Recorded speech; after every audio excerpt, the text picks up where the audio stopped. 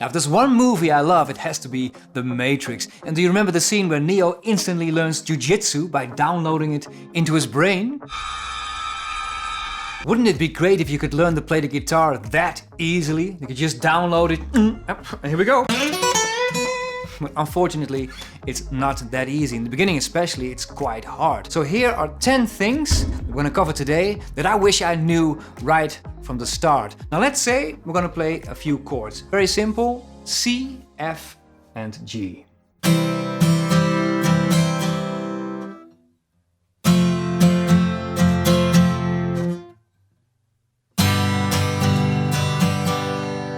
Now, that wasn't too good, was it? And it was because I was looking at my strumming, and that's something you really want to avoid. Don't look at your strumming. It's very hard to miss. And the moment you look, you're gonna create that gap, and that's something you really want to avoid. Now, it's quite easy to keep the strumming going when you have a relatively simple chord change.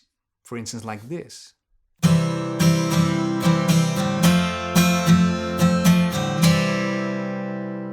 But let's go to a more difficult chord, C to D minor. Again, many people have this.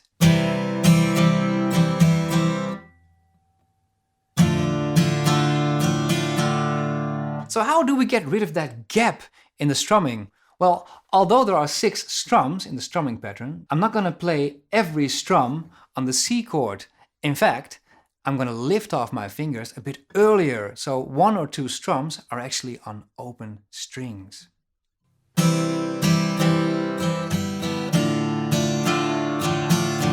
And that sounds so much better, much more smooth. My fingers also have a bit more time to get to the next chord, so those open strings in between your chord changes are vitally important. Now let's say you have a very difficult chord change, to the F bar chord, for instance. And that is a difficult chord for beginners, absolutely. But what I always do is look if there's a finger that's already in place that you can hold. Take a look at the C chord. Here, my ring finger is already in the correct position. And then it becomes so much easier. Now there are many chords in many places where you can do that. A chord to the D chord. Or D to G. Ring finger. Now this is pretty basic stuff, right? But how about this next one? Not only should you be aware if there's a finger you can hold, but you should know if there's a finger you can slide. Let's say we have a real difficult chord for beginners, the G minor, yuck. Now let's say we're gonna play a C chord and we need to go to the G minor. Now normally, quite difficult chord change, but let's take a look. Here we have the C chord. And wait a minute, the ring finger. We can slide it up, and there we go. And now it's so much easier. So always look if there's a finger that you can slide. Now, there are also times when you have to play a bit of a solo or a lick, and many people in the beginning do this. Hear that? Lots of noise, extra unwanted sound coming from the other strings. It's even worse when you bend a note. Now, that might not sound like a big deal when you're playing on an acoustic, but amplified on an electric guitar, it's gonna sound like a total mess. So what do we need to do? Very simple. The palm of the hand needs to rest on the bottom strings if you're gonna play a lick or a solo. And now, instead of, huge difference, right? Now you might wonder, what if you have to play the bottom strings? You don't want to mute everything all the time. Simple answer, move the palm of your hand a bit up, so it's on the body. And we need to play the top strings, just move down. Incredibly important. Now, another thing that many beginners do when they play a solo or a lick in the beginning is this.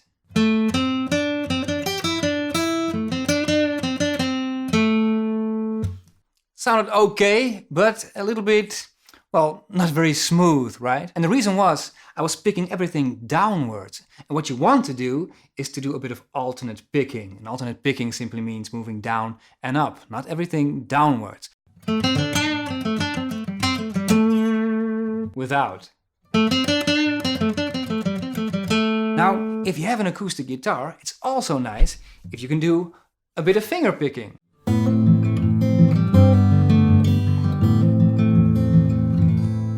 It's so nice to do a little bit of finger picking, especially if you own an acoustic guitar. Now, some guitarists can play great finger picking guitar and they don't do this, but I strongly suggest to anchor down the little finger on the body of the guitar underneath the E string.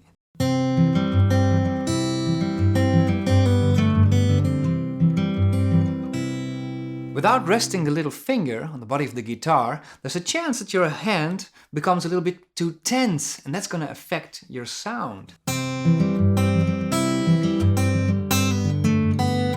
And then there are times where you want to play a song with a bit of finger picking, but also perhaps use a guitar pick for a riff, something more heavy.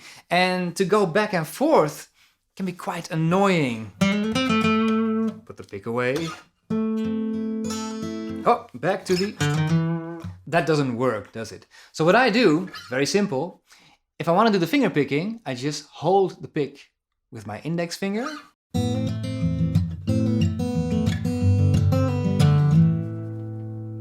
And then when I have to go back to the pick, I can very easily do it. I can easily switch.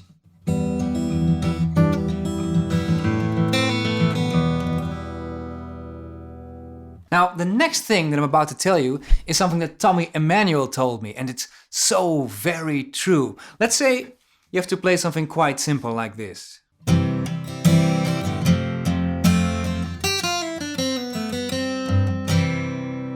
Many people unconsciously do this.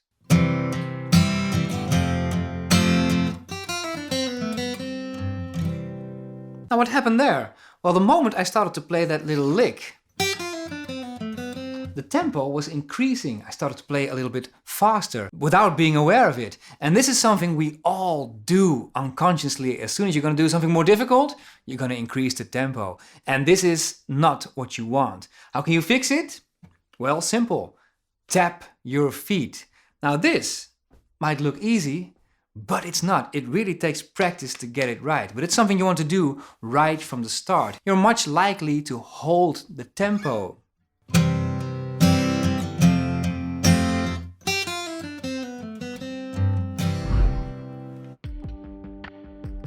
You know, Jimi Hendrix used to say, and I love this quote, he said, "Sometimes you want to give up the guitar, you'll hate the guitar, but if you stick with it, you will be rewarded."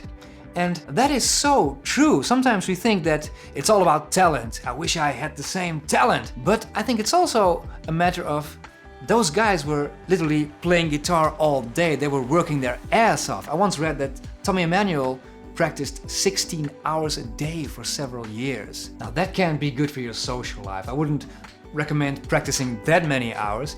In my case, I started to play guitar when I was 10 years old, and I started to play anywhere decent, started to feel pretty good when I was 25.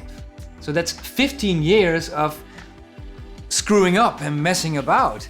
I guess the difference is really not to quit. Never, ever quit. If you're a quitter, I hope you quit right now and stop watching immediately, because you'll never make it. Yeah, I'm sorry, I know. I just had to put it in there. I just couldn't resist. Now, stick with it. That's the most important thing. And also, enjoying the journey. And I think Hendrix is right. Eventually, you will be rewarded.